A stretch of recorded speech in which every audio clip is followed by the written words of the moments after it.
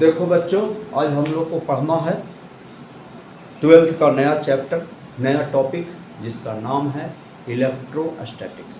ऐसे 12th में जो है हम लोग और क्या क्या पढ़ना है, इलेक्ट्रोस्टैट पढ़ना है, इलेक्ट्रिक करंट पढ़ना है, मैग्नेटिज्म पढ़ना है, ऑप्टिक्स पढ़ना है और मॉडर्न पढ़ना है। इतने सारे टॉपिक जो है 12th में पढ़ना है।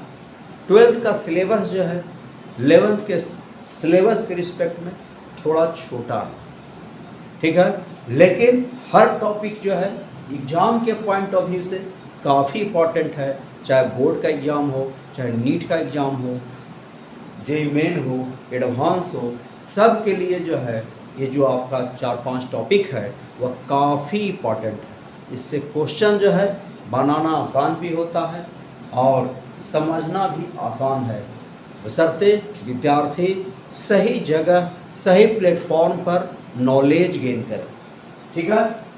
तो ये है इलेक्ट्रोस्टैटिक्स। इलेक्ट्रोस्टैटिक्स बना है किससे? इलेक्ट्रो का मतलब होता है चार्ज और स्टैटिक का मतलब होता है एट रेस्ट। एट रेस्ट कहने का मतलब है कि चार्ज को स्थिर करके इसकी प्रॉपर्टी को अगर हम एक्सप्लेन करते हैं, इसी को कहते हैं electrostatics. Electrostatics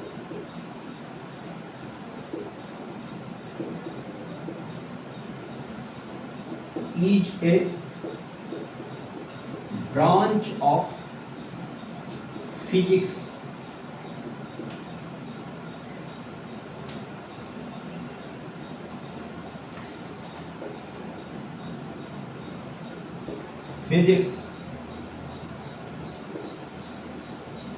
which deals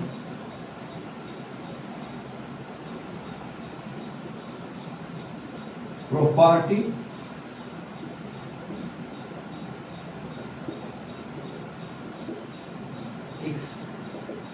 inhabited by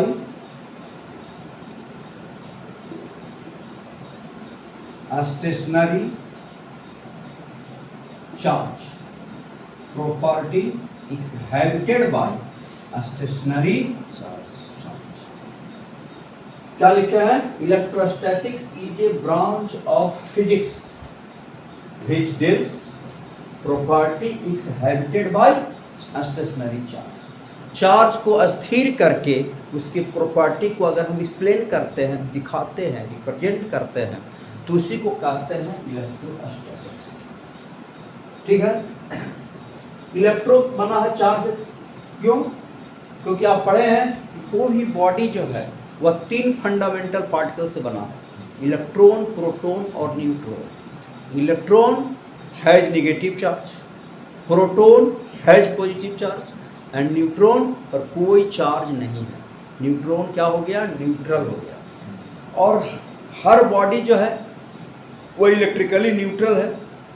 इसका मतलब है कि जितना बॉडी के पास इलेक्ट्रॉन है उतना ही बॉडी के पास क्या है? प्रोटॉन है, ठीक है। लेकिन प्रोटॉन को हम बॉडी से ट्रांसफ़र नहीं कर सकते। क्यों?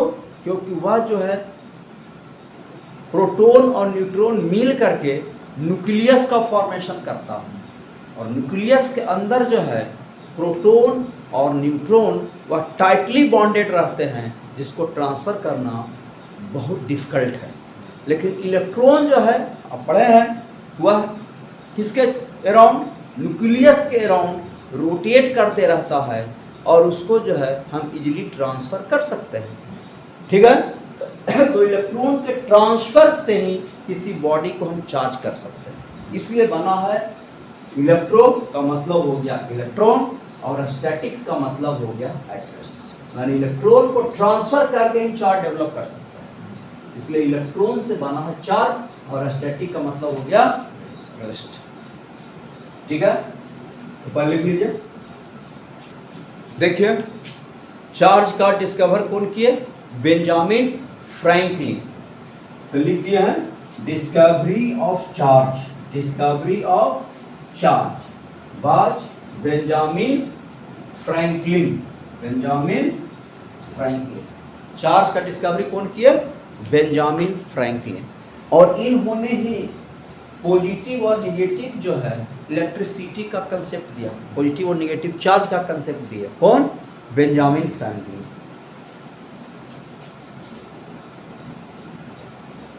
Benjamin Franklin name two kind of electric charge.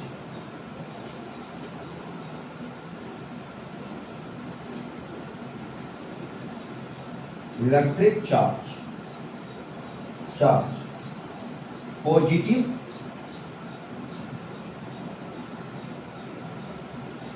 And negative, two kind of charge. Positive और नेगेटिव का जो कंसेप्ट जो है, नेम जो है, वह किन्होंने दिया? बेंजामिन फ्रैंकलिन ने दिया। चार्ज दो तरह का होता है, एक पॉजिटिव चार्ज होता है और दूसरा निगेटिव चार्ज होता है। अब चार्ज किसी बॉडी पर डेवलप कैसे करता है, इसको समझ लेना है। तो चार्ज किसी बॉडी पर डेवलप जो है, वह जो है कैसे होता है, इसको समझिए। अभी हम बता रहे थे कि कोई भी बॉडी जो है इलेक्ट्रिकली न्यूट्रल है। मान लो कि यह बॉडी ये है और दूसरा बॉडी ये हो गया बॉडी नंबर 1। अभी क्या हो गया? Body number 2। ये बॉडी नंबर 1 है, बॉडी नंबर 2। क्लियर? अब ये जो है बॉडी ये भी न्यूट्रल है और ये भी बॉडी न्यूट्रल है। इसका मतलब जितना नंबर ऑफ इलेक्ट्रॉन और नंबर ऑफ प्रोटॉन, जितना नंबर ऑफ इलेक्ट्रॉन इसके पास है उतना ही नंबर ऑफ प्रोटॉन भी है इसके पास। वही बात है, न्यूट्रल है, जिसका मतलब जितना नंबर ऑफ इलेक्ट्रॉन इसके पास है उतना ही नंबर ऑफ प्रोटॉन भी है। दोनों बॉडी न्यूट्रल है। लेकिन हम ये बॉडी जो है इलेक्ट्रॉन को क्या किया? ट्रांसफर किया। क्या किया? ट्रांसफर। अभी बता रहे थे किसी बॉडी से जो है हम इलेक्ट्रॉन को आसानी से ट्रांसफर कर सकते हैं, एक बॉडी से दूसरे बॉडी को। इसका मतलब transfer of electron, transfer of, short में इलेक्ट्रॉन कैसे दिखाएंगे? Transfer of electron. जैसे इलेक्ट्रॉन ट्रांसफर करेंगे तो इस बॉडी के पास जो है इलेक्ट्रॉन की डिफिशियंसी हो जाएगा। इलेक्ट्रॉन का क्या होगा? डिफिशियंसी, घट जाएगा। तो जितना इलेक्ट्रॉन था उतना ही प्रोटॉन भी है। और इलेक्ट्रॉन जब घट गया तो इस पर नेट क्या बचा? प्रोटॉन बचा। मान लो इस बॉडी के पास, सपोज कर लो बॉडी के पास 100 इलेक्ट्रॉन है, तो 100 क्या है? प्रोटॉन है। ठीक है। अब यहां से 20 को इलेक्ट्रॉन जो है वह चला गया इसके पास, तो इलेक्ट्रॉन कितना बचा? इसके पास 20 इलेक्ट्रॉन चला गया तो 80 इलेक्ट्रॉन बचेगा? नहीं। अब 80 इलेक्ट्रॉन 80 प्रोटॉन को न्यूट्रल करेगा, लेकिन अब 20 को प्रोटॉन तो सरप्लस हो गया ना। इसका मतलब ये बॉडी गेट पॉजिटिवली चार्ज, क्योंकि प्रोटॉन के पास तो पॉजिटिव चार्ज है। वही चीज है, इलेक्ट्रॉन जैसे ही ट्रांसफर करेगा ये बॉडी के पास इलेक्ट्रॉन की डिफिशियंसी हो जाएगा, इलेक्ट्रॉन की कमी हो जाएगा। तो रीच कौन हो जाएगा? प्रोटॉन रीच हो जाएगा। इसका मतलब this body get positive charge. Transfer of electron, तो loss of electron, body get positive charge, और गेन ऑफ इलेक्ट्रॉन। अब इसके पास सरप्लस क्या हो जाएगा? इलेक्ट्रॉन हो जाएगा। जैसे मान लो 100 को इलेक्ट्रॉन था और 100 को प्रोटॉन है। अब 20 इलेक्ट्रॉन यहाँ आ गया, इसके पास इलेक्ट्रॉन की संख्या कितना हो गया? 100 प्लस 20, तो 120 हो गया। प्रोटॉन की संख्या तो 100 रह गया, तो सरप्लस क्या हो गया? इलेक्ट्रॉन सरप्लस हो गया। तो दिस बॉडी गेट नेगेटिव। तो ट्रांसफर ऑफ इलेक्ट्रॉन, इलेक्ट्रॉन के ट्रांसफर से बॉडी चार्ज होता है। अगर किसी बॉडी पर आप पॉजिटिव चार्ज दिखाते हैं तो समझ जाए कि वह इलेक्ट्रॉन लॉस कर रहा है। अगर किसी बॉडी पर निगेटिव चार्ज दिखाते हैं तो वह इलेक्ट्रॉन क्या कर रहा है? गेन कर रहा है। तो loss of electron, body get positive charge. इसलिए फ्रैंकलिन दो तरह का नेम दिए, पॉजिटिव और नेगेटिव का कंसेप्ट। जो इलेक्ट्रॉन लॉस करेगा उस पर प्लस होगा, जो इलेक्ट्रॉन गेन करेगा उस पर क्या होगा, माइनस होगा। Then electron is transfer from one body to another body, then loss of electron, then body get positive charge and gain of electron, body get negative charge।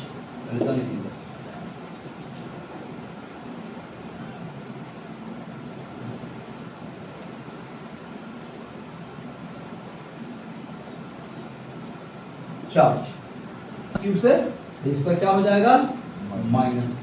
तो जितना ये लॉस किया है उतना ही ये गेन किया है, इसलिए जितना इस पर प्लस उतना ही इस पर माइनस। वह क्या होगा, नेगेटिवली चार्ज। ठीक है, gain of electron, body get negative charge, negative. तो ट्रांसफर ऑफ इलेक्ट्रॉन, जो इलेक्ट्रॉन को ट्रांसफर कर रहा है वह जो है पॉजिटिवली चार्ज हो जाएगा, जो इलेक्ट्रॉन जो है गेन करेगा वह नेगेटिवली चार्ज हो जाएगा। ठीक है, अब जो है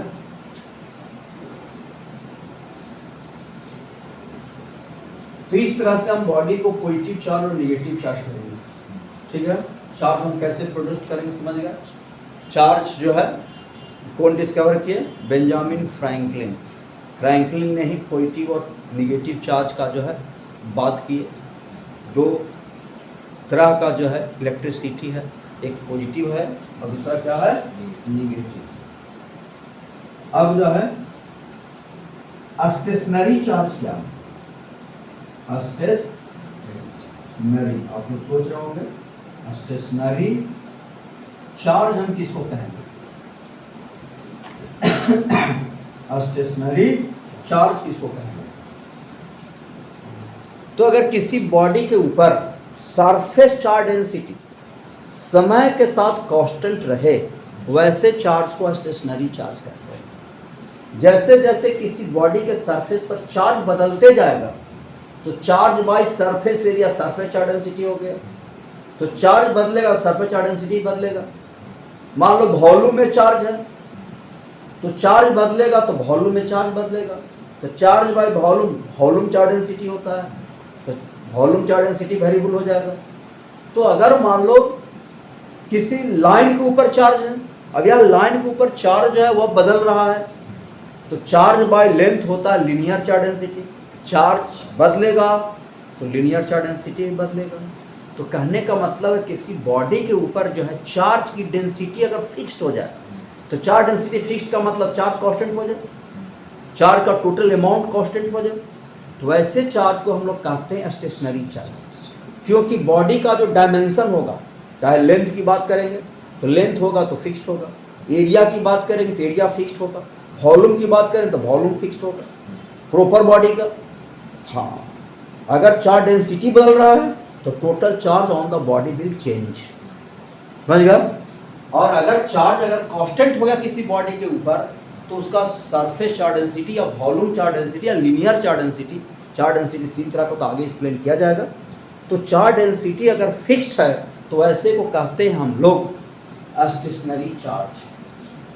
the charge density on the body is constant is called stationary charge।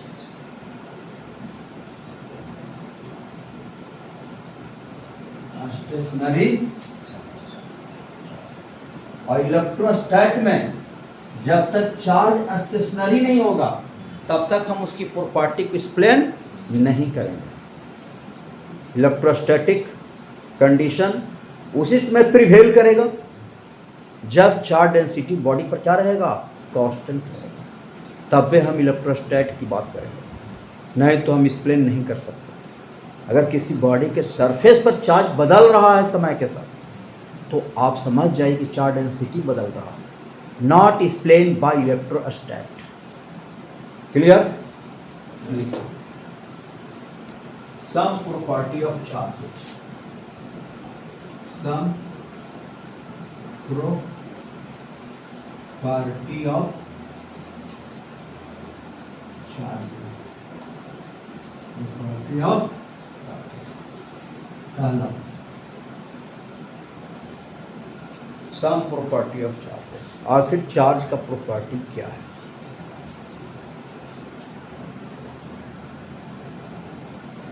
पहला जो है ये समझ लीजिए,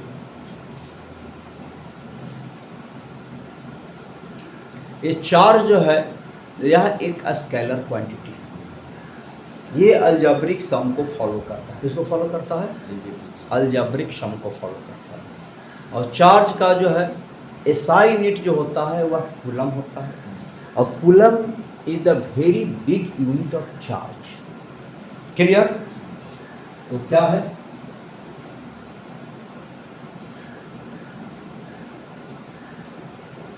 Charge is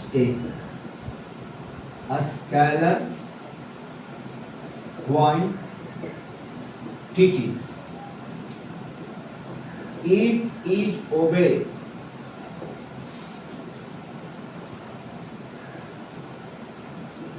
algebraic, किसको फॉलो करता है? algebraic सम को फॉलो करता है। Unit of charge, SI unit, SI of charge is coulomb. C से रिप्रेजेंट करता है। Coulomb is the very big unit of charge. Coulomb is very big unit of charge। Due to this, due to इसके कारण, इस unit के पहले हम लोग प्रीफिक्स यूज करते हैं। क्या यूज करते हैं? प्रीफिक्स। समझ गए? ड्यू टू दिस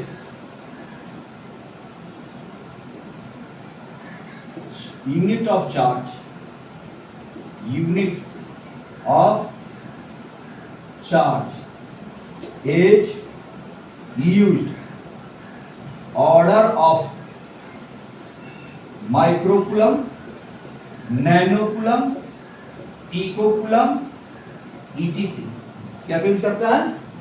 जैसे 1 माइक्रोकूलम, देखो माइक्रो क्या है? प्रीफिक्स है। यूनिट का क्या है? प्रीफिक्स। यूनिट से जो पहले लगता है उसको कहते हैं prefix. 10 to the power minus 6 coulomb, 1 नैनोकूलम 10 to the power minus 9 coulomb, 1 पिकोकूलम 10 to the power minus 12 coulomb. ये सब जो है यूनिट ऑफ चार्ज। जैसे किसी बॉडी पर चार्ज होगा वह 8 माइक्रोकूलम का होगा, 10 माइक्रोकूलम का होगा। 2 कूलम 4 कूलम प्रैक्टिकली किसी बॉडी पर चार्ज रख ही नहीं सकते। Not possible to place 2 microcoulomb 2 coulomb 4 coulomb 6 coulomb 8 coulomb 10 coulomb on the body. हम किसी बॉडी के ऊपर practically 2 coulomb 4 coulomb 6 coulomb charge रख नहीं सकते। हम रख क्या सकते हैं? इतना कूलम, 1 माइक्रोकूलम, 1 नैनोकूलम, 1 पिकोकूलम, इस तरह का यूनिट यूज करते हैं। 1 microcoulomb 10 minus 6 coulomb, 1 nano 10 minus 9 तो 1 picocoulomb. Coulomb is the very very big unit of charge.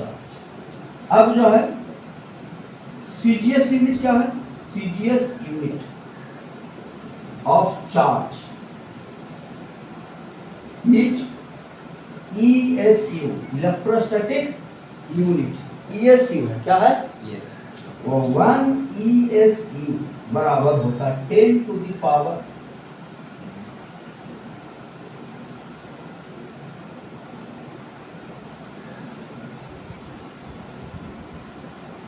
1 coulomb equal to 10 to the power 9 ESU। क्या होता है? 1 कूलम बराबर 10 टू द पावर 9 ESU। इसका मतलब 1 ESU बराबर 10 to the power minus 9 coulomb. इसका मतलब ESU छोटा यूनिट है, इसको पूरा करते नाम है इलेक्ट्रोस्टैटिक यूनिट। तो क्या नाम है? इलेक्ट्रो, ई माने इलेक्ट्रो, एस माने स्टैटिक, ई माने unit. Electrostatic unit, ESU electrostatic unit. CGS unit of charge, H CGS unit of charge is ESU, electrostatic unit. चलिए कुछ जो है मान लिया जाए किसी अलजेब्रिक सम को फॉलो करते हैं, 4 microcoulomb plus 6 microcoulomb equal to क्या होगा? 10 माइक्रो। जिस तरह अलजेब्रा में जोड़ते हैं इस तरह जोड़ देना है।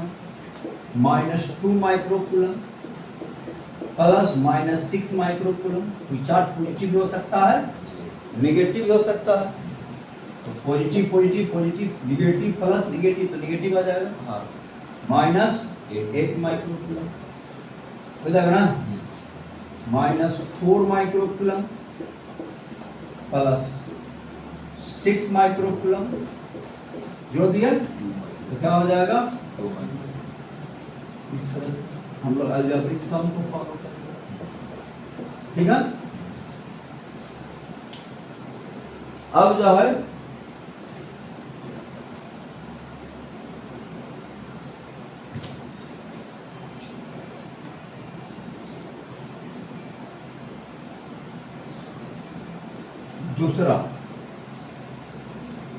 दूसरा चार्ज की प्रॉपर्टी है कि अगर कोई चार्ज का जो अमाउंट होता है वह रिलेटिविटी इनवेरिएंट होता है। Amount of charge is a relativity invariant. Amount of charge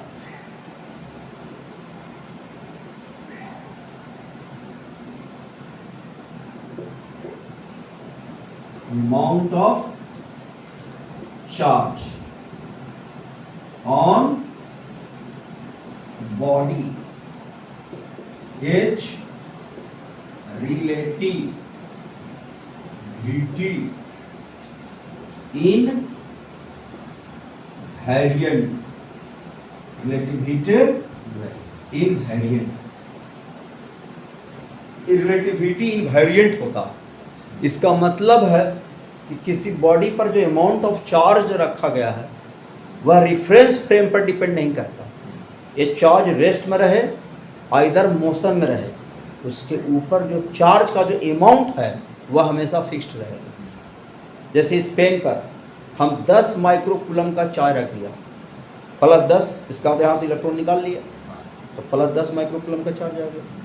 अब इस पेन अगर रेस्ट में रहे आइदर गति करे, इस पर टोटल अमाउंट ऑफ चार्ज में कोई फर्क नहीं पड़ेगा। इसका मतलब है दैट इज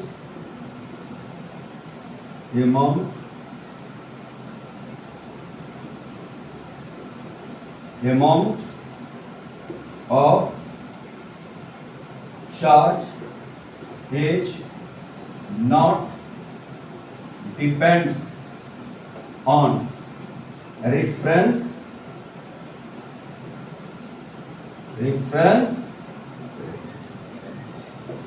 बन गया। क्यों नहीं डिपेंड कर रेफरेंस फ्रेम पर? क्योंकि बॉडी से इलेक्ट्रॉन को हम ट्रांसफर करें तब ना चार्ज आएगा। बॉडी में गति है लेकिन इलेक्ट्रॉन का ट्रांसफर तो हो नहीं रहा, तो चार्ज का अमाउंट फिक्स्ड रहेगा। ठीक है, बॉडी रेस्ट में है लेकिन चार्ज के अमाउंट जो है फिक्स्ड है, इसलिए क्योंकि इलेक्ट्रॉन ट्रांसफर कर नहीं रहा।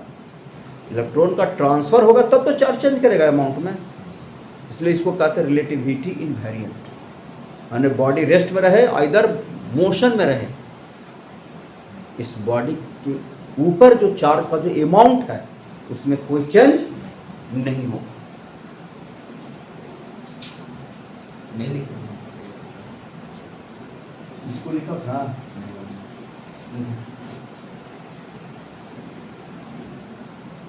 तीसरा नंबर रट कर रखना, 3 नंबर क्या, ये नंबर 3 है कि लाइक चार्ज। कौन सा charge? Like charge. Like charge और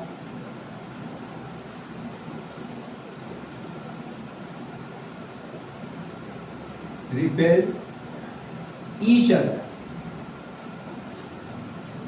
and unlike charge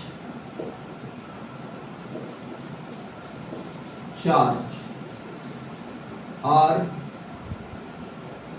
attract each। अब लाइक चार्ज किसको कहेंगे? लाइक का मतलब हो गया plus plus, either minus minus. Like charge जैसे यहाँ प्लस Q1 है, यहाँ प्लस Q2 है, तो इन दोनों के बीच में क्या होगा? रिपल्सन होगा। ये चार्ज इस चार्ज को जितना फोर्स से रिपेल इस डायरेक्शन में करेगा, यह चार्ज उतना ही फोर्स से इस चार्ज की डायरेक्शन में रिपेल करेगा। समझ गया? या ऐसा भी, और जब भी दो चार्ज के बीच में जो फोर्स लगेगा, दोनों के बीच में जो लाइन ज्वाइन कीजिएगा उसी लाइन पर लगेगा। क्योंकि अभी दिखाने जा रहे हैं आगे, या जो फोर्स होता है कंजर्वेटिव फोर्स के साथ साथ ये सेंट्रल फोर्स भी होता है। कैसा फोर्स होता है? सेंट्रल फोर्स की प्रॉपर्टी है दो चार्ज के बीच में जो लाइन ज्वाइन करेंगे उसी लाइन पर फोर्स लगेगा।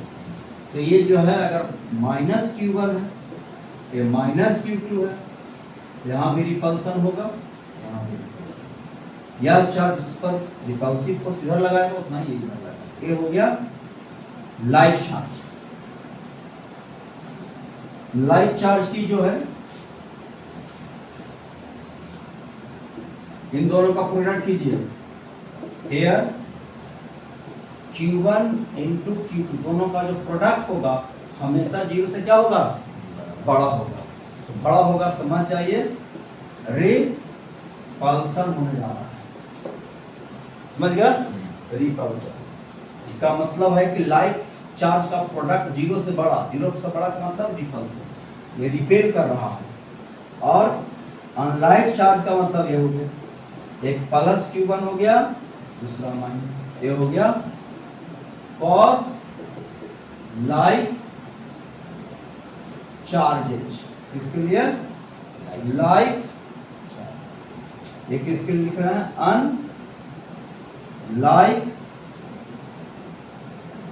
चार्जेस के लिए। ठीक है, इधर हो गया अनलाइक चार्ज क्या करेगा? अट्रैक्ट करेगा। F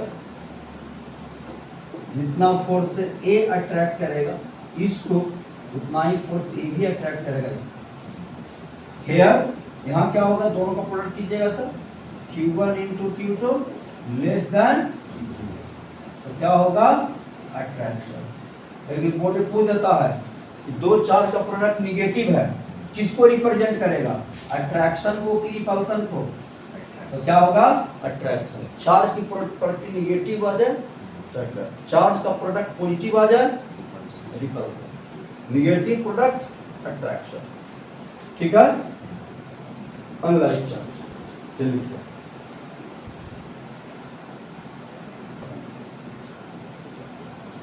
क्या होगा? हाँ, चौथा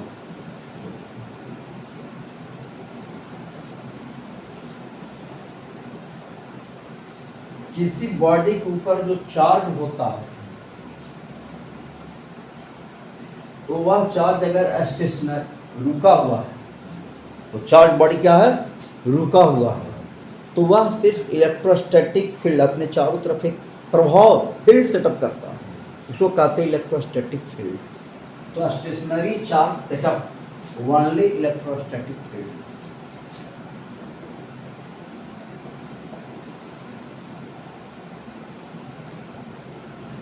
charge is set up only electrostatic static, जिसको कहते हैं इलेक्ट्रिक फील्ड। कौन सा field? Electric field, electric but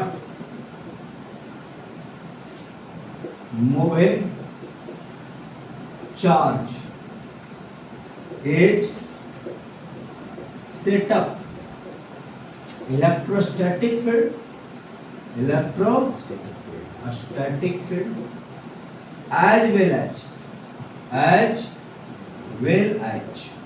magnetic field, magnetic।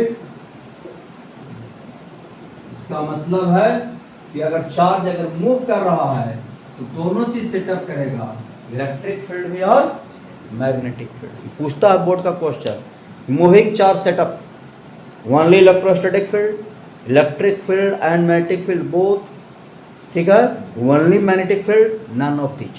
तो moving charge set up electric field as well as magnetic field, ठीक है।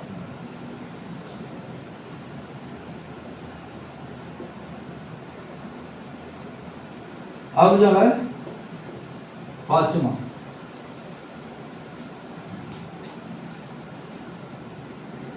पांचवा में क्या है कि किसी बॉडी के ऊपर जो चार्ज होगा वह हमेशा क्वांटाइज्ड रहेगा। क्वांटाइजेशन ऑफ चार्ज, क्या? Quantization of charge.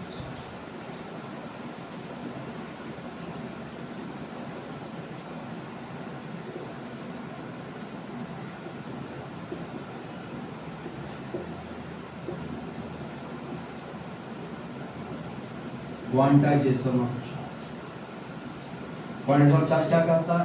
It is state that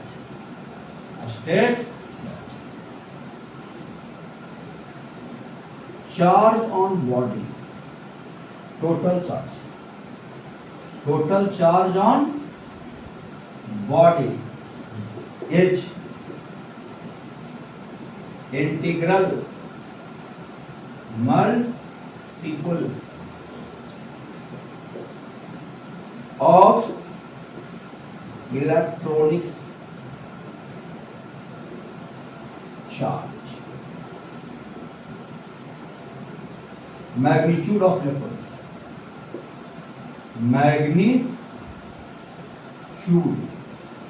of electronic charge. Electron जो चार्ज होता है ना उसके मैग्नीट्यूड के इंटीग्रल मल्टीपल होता है, दैट इज Q बराबर plus minus n into mod of E। Mod of E मतलब मैग्नीट्यूड ऑफ इलेक्ट्रॉनिक चार्ज कितना होता है? क्या होता है? 1.6 गुना 10 टू द पावर -19। n क्या है? n इक्वल टू 1 तो समझ गया? अगर किसी बॉडी पर प्लस चार्ज है तो प्लस n गुना e लिख देंगे, अगर किसी बॉडी पर माइनस चार्ज है तो माइनस n इंटू क्या लिख देंगे? e क्या है? Magnitude of absolute charge on the electron, मतलब मैग्नीट्यूड ऑफ इलेक्ट्रॉनिक चार्ज, ठीक है। चलिए, it is stated that total charge on body is integral multiple of magnitude of electronic charge, Q बराबर पर। जैसे मान लो किसी बॉडी पर हम मिनिमम चार्ज कितना सेटअप कर सकते हैं? n बराबर 1, एट n बराबर 1 तो Q मिनिमम, किसी बॉडी पर मिनिमम चार्ज रख सकते हैं प्लस माइनस, चाहे एक प्रोटॉन के बराबर चार्ज रखो चाहे एक इलेक्ट्रॉन के बराबर चार्ज रखो, इससे कम चार्ज किसी बॉडी पर रख नहीं सकते। अरे जब भी इलेक्ट्रॉन निकालेंगे तो संख्या में निकालेंगे ना, 2 4। जैसे मान लो कि डब्बा में क्वाइन रखा हुआ है तो क्वाइन जब भी डिब्बा से निकालोगे तो संख्या में निकलेगा, 1 क्वाइन 2 क्वाइन 3 क्वाइन का आधा क्वाइन निकलेगा, हाँ 1 क्वाइन। तो वही चीज़ है, इलेक्ट्रॉन जब भी निकलेगा तो संख्या में निकलेगा, 2 4 6 8 10 के मल्टीपल समझ रहा है। मिनिमम कितना? इससे कम चार्ज हम किसी बॉडी पर सेटअप नहीं कर सकते, चाहे एक प्रोटॉन के बराबर चाहे एक इलेक्ट्रॉन। ये नहीं कि आधा प्रोटॉन के बराबर चार्ज सेटअप हो रहा है, ऐसा नहीं है। ठीक है। अब यहां से क्वेश्चन पूछता है कि किसी बॉडी पर अगर हमको 1 कूलम चार्ज रखना है तो कितना इलेक्ट्रॉन को ट्रांसफर करना पड़ेगा। How many electrons are transfer to body get 1 coulomb charge. How many electrons are transferred to body get 1 coulomb charge। पर कितना कूलम चार्ज, कितना इलेक्ट्रॉन ट्रांसफर करना पड़ेगा। तो देखो हम क्या लिखेंगे, Q बराबर क्या पड़े फॉर्मूला, प्लस माइनस n। हमको 1 कूलम चार्ज ना, प्लस 1 कूलम है ना, तो प्लस 1 है तो यहाँ प्लस लेना होगा। 1 कूलम चार्ज के लिए n गुना होगा, n बराबर 1 बटा 1, ई का वैल्यू कितना 1.66, 10 to the power n equal to 10 to 19 ऊपर चला जाएगा, 100 अपॉन 10 टू द पावर 18 ना। अब क्या होगा, 25 चौका 4 चौका n बराबर 6 चौका 24, 4 दूनी 8, 10 टू द पावर 18 इलेक्ट्रॉन्स। कितना इलेक्ट्रॉन ट्रांसफर करना होगा, 6.25 into 10 to the power 18 electrons transfer करना होगा। तब बॉडी पर कितना कूलम चार्ज रख सकते हैं, 1 कूलम चार्ज। कितना charge, 1 coulomb charge. 1 coulomb charge रखने के लिए कितना इलेक्ट्रॉन ट्रांसफर करना पड़ेगा। पूछता बहुत ज्यादा क्वेश्चन खासकर बोर्ड में, 1 कूलम चार्ज रखने में कितना इलेक्ट्रॉन ट्रांसफर करना पड़ेगा। तो 6.25 इंटू कैसे निकाल लिया, Q बराबर n इंटू ई का मान वैल्यू जानते हैं, इधर ले आए और सोल्व कर लेंगे। ठीक है। अगर यही क्वेश्चन पूछ दे कि 10 to the power 9 electrons are removed from body per second, पर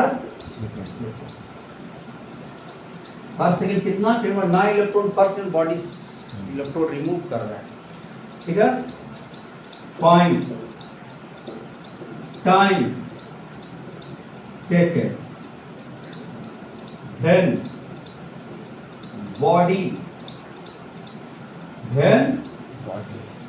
gate +1 coulomb charge. Find time taken, हमारा कितना समय लगेगा when body get 1 coulomb charge.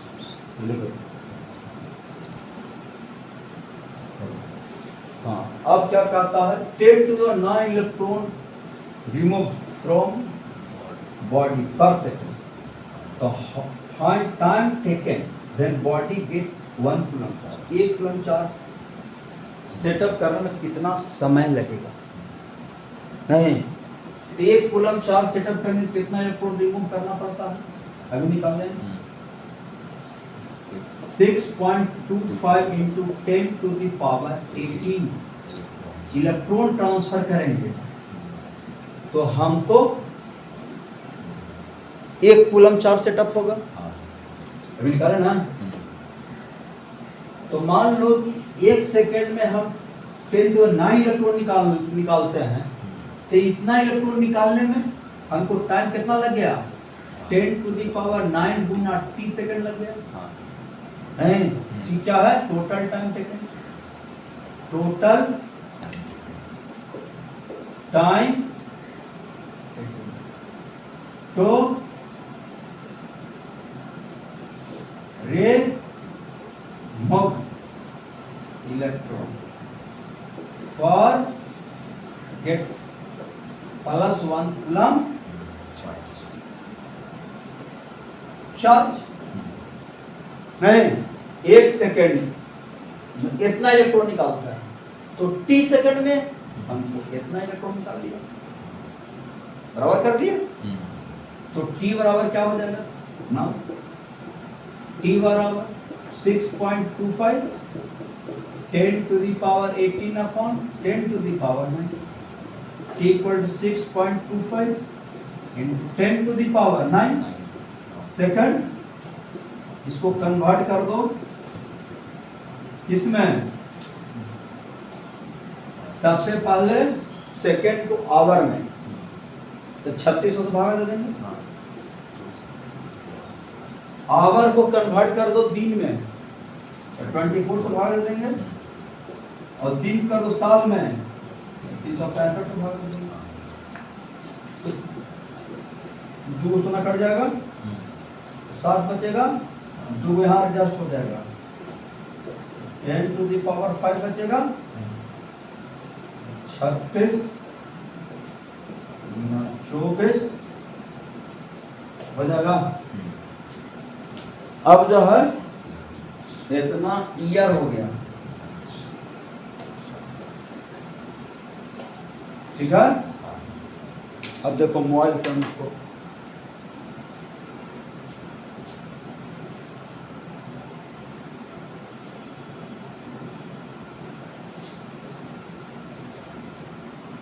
छत्तीस गुना 24 गुना, ये आ जाएगा t इक्वल टू कितना आ जाएगा, 6 to 5 into 10 to the power क्या लिखा है, 5 अपॉन 315 360, तो t इक्वल टू डिवीजन कर दीजिए 6 डिवीजन 5 दिया आ जाएगा 0.00198 into 10 to the power 5 year, क्या आ गया, क्वेश्चन तो लिख लिया था, 10 और 5 से गुना कर दे तो 198 साल। तो आप सोचिए कि हम 1 सेकेंड में 10 to the power 9 इलेक्ट्रोड निकालते हैं, तब मेरा समय कितना लगता है, 1 सेकेंड का समय लगता है। अरे 1 सेकेंड में इतना इलेक्ट्रॉन निकाल रहे हैं, तो कितना संख्या में इलेक्ट्रॉन निकाल रहे हैं, 9 की संख्या में इलेक्ट्रॉन निकाल रहे हैं, तब 1 सेकेंड का समय लगता है। तो इतना इलेक्ट्रॉन निकालने में हमको कितना साल लग गया, 198 साल लग गया। इसका मतलब 1 कूलम चार्ज किसी बॉडी पर रखना कितना मुश्किल है। 10 इलेक्ट्रॉन 1 सेकेंड में निकाल रहे हो, तब जो है 198 साल लग रहा है 1 कूलम चार्ज रखने में, लगभग 200 साल। तो 1 कूलम चार्ज किसी बॉडी पर रखना कितना मुश्किल है। इसका मतलब coulomb is the very very big unit of charge. Coulomb बहुत बड़ा इकाई है चार्ज, इसलिए हम लोग यूज करते हैं micro coulomb, nano coulomb, pico coulomb. Practically 2 coulomb charge coulomb किसी बॉडी पर चार्ज रखना बहुत मुश्किल है, ठीक है। चलिए ये एनसीईआरटी का क्वेश्चन है। क्वेश्चन क्या है, एनसीईआरटी का क्वेश्चन है। और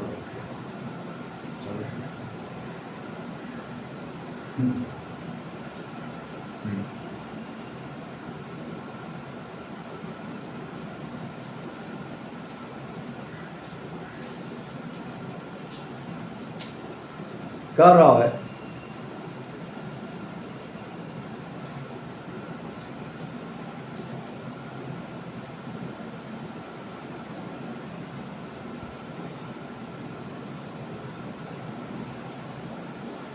ग्राम H2O में, कितना ग्राम H2O जल में,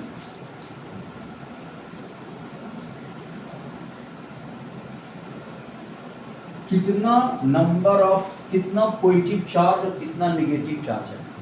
how many positive charge and negative charge.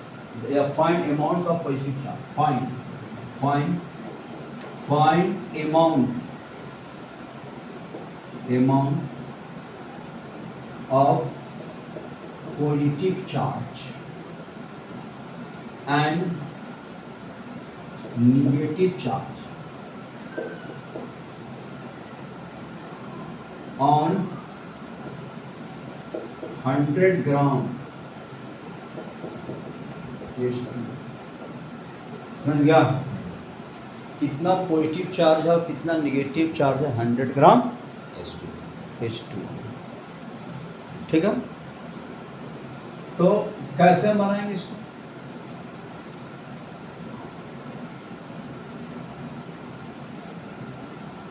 इतना तो श्योर है कि जितना प्लस होगा उतना ही माइनस होगा, क्योंकि जब तो H2O तो न्यूट्रल होगा।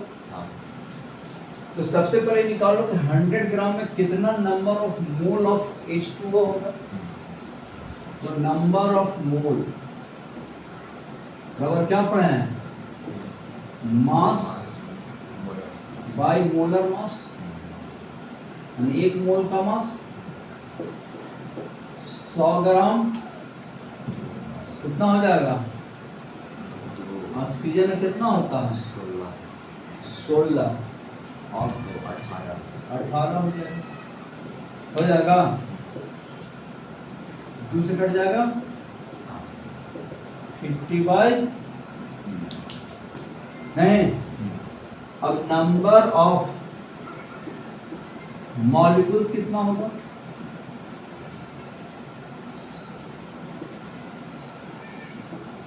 बराबर 50 गुना एवोगैड्रो नंबर 6 गुना 10 to the power 110 क्या हो जाएगा? 3 से 3 की 9, 3 गुने 10 to the power मॉलिक्यूल्स हो जाएगा। अब एक मॉलिक्यूल्स के पास कितना इलेक्ट्रॉन होगा? Number of electron in H2O molecules कितना होगा? 100/3 गुना 10 to the power 3। एक मॉलिक्यूल्स के पास कितना इलेक्ट्रॉन है? 8 गो तो इलेक्ट्रॉन ऑक्सीजन के पास है, और 2 गो इलेक्ट्रॉन किसके पास होगा? हाइड्रोजन के पास। और 2 आइटम हाइड्रोजन का है ना, 2 इलेक्ट्रॉन होगा। अब एक आइटम ऑक्सीजन का है तो 8 इलेक्ट्रॉन होगा, 8 प्रोटॉन होगा। 8 गुना कितना? 10 से मल्टीप्लाई कर देंगे। नेगेटिव चार्ज ऑन H2 क्या हो जाएगा? 1000/3 1.1 इलेक्ट्रॉन कितना आ माइनस लग जाएगा।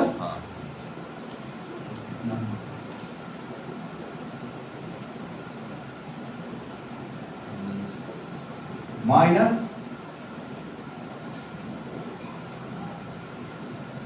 कितना? 4 बचेगा, माइनस प्लस 4 बचेगा, है ना। 10 to the power 7, ठीक है।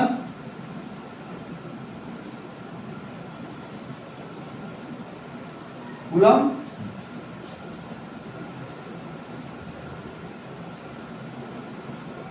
तीन से 3 बचे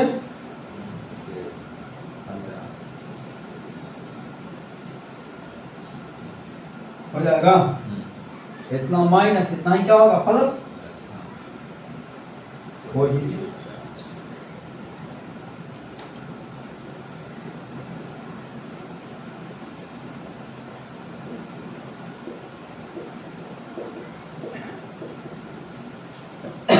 +6 होगा ना?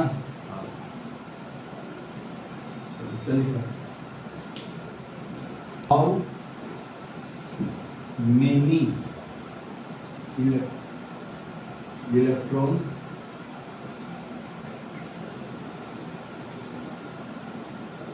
gain by body to get minus 4 microcoulomb charge.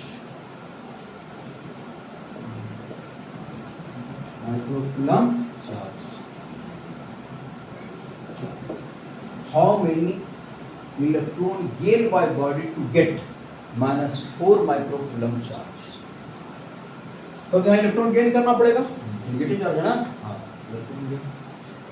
तो Q बराबर क्या लिखेंगे बताओ, प्लस माइनस a गुना ये ना फॉर्मूला पढ़े हैं, लेकिन यहाँ नेगेटिव चार्ज है तो नेगेटिव लेंगे, माइनस 4 माइक्रोकूलम बराबर n इक्वल 1.6 गुना 10 to the power minus n के साथ माइनस माइनस क्या हो गया, माइक्रो का मतलब 10 टू द पावर माइनस, पता ना माइक्रो मतलब, याद रखेगा 1.4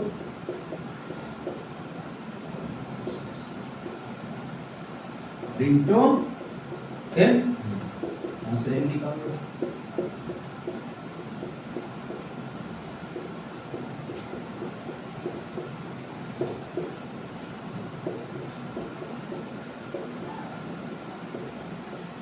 हो जाएगा।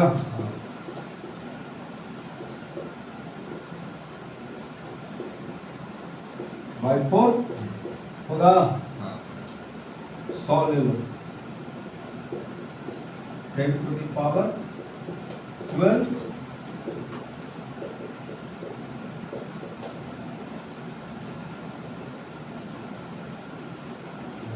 हो गया।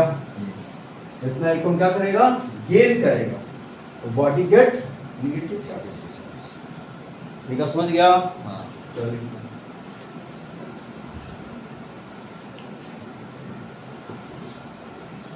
ठीक है, अगर कोई बॉडी इलेक्ट्रॉन को लॉस करता है उसका मास जो है स्लाइटली डिक्रीज कर जाएगा, क्योंकि वो इलेक्ट्रॉन को ट्रांसफर करेगा, इलेक्ट्रॉन को लॉस करेगा। अगर कोई बॉडी पॉजिटिवली चार्ज होता है उसका मास क्या होगा, स्लाइटली डिक्रीज करेगा, क्योंकि इलेक्ट्रॉन को लॉस करेगा। और जो निगेटिवली चार्ज होगा वो उसका मास स्लाइटली क्या करेगा, इंक्रीज करेगा, इलेक्ट्रॉन गेन करेगा। नहीं, अरे किसी बॉडी से मैटर रिमूव हो रहा है, मैटर में क्या 3 fundamental part, electron proton neutron, एक तरह से इलेक्ट्रॉन को रिमूव करे, इसका मतलब मैटर को रिमूव कर रहा है। तो किसी बॉडी से मैटर अगर थोड़ा रिमूव होगा इसका मतलब मास घटेगा, और दूसरा बॉडी मैटर गेन कर रहा है तो मास क्या होगा उसका,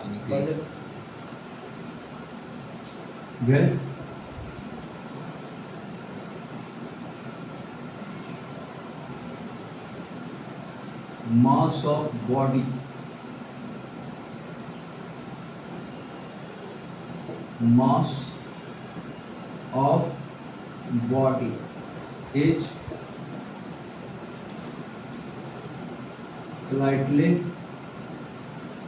decreased when body get positive charge, and mass of body is slightly increased when body get negative charge। समझ गया। जैसे ये बॉडी है, ये बॉडी लॉस इलेक्ट्रॉन, बॉडी का मास m था, अब इसका मास जो है m माइनस डेल्टा m हो गया, मास घट गया, लॉस किया, इसका मतलब पॉजिटिव चार्ज हो गया।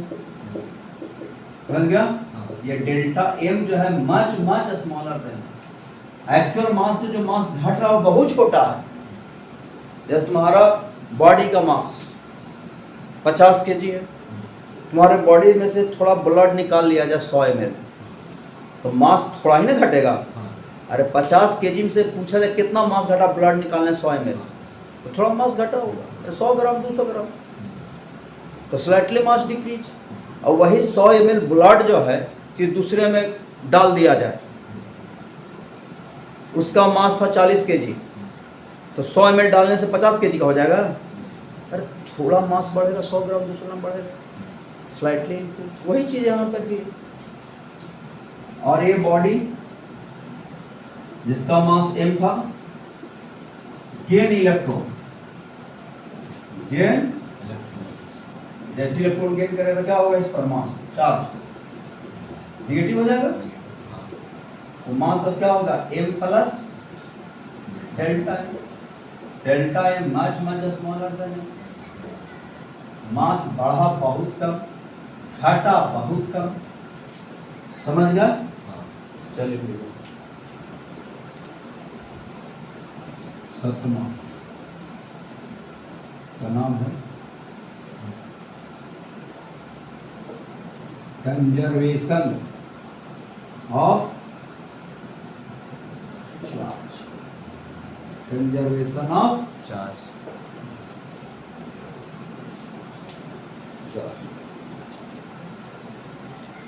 कंजर्वेशन ऑफ चार्ज का मतलब है on the isolated system charge on the body is always conserve, not a created, not a destroy.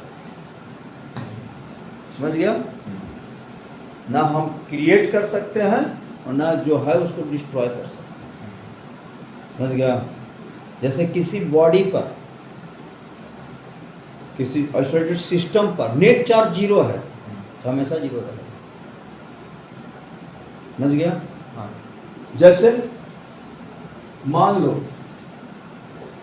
यहाँ सोडियम है, यहाँ क्लोरीन है। सोडियम भी न्यूट्रल है, इस पर भी कोई चार्ज नहीं है, क्लोरीन भी न्यूट्रल, इस पर भी कोई चार्ज नहीं है।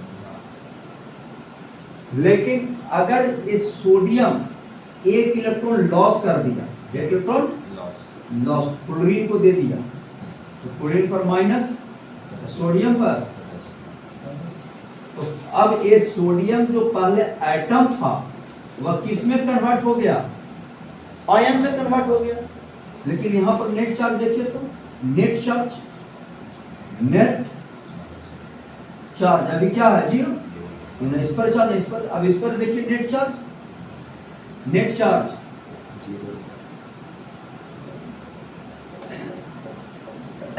अभी 0 है, जितना प्लस उतना माइनस, नेट चार्ज 0। इसका मतलब है कि सोडियम आइटम से आयन बन गया, क्लोरीन आइटम से आयन बन गया, लेकिन सिस्टम के ऊपर नेट चार्ज क्या है, पहले भी 0 आज भी 0। इसका मतलब है that is charge on isolated system H always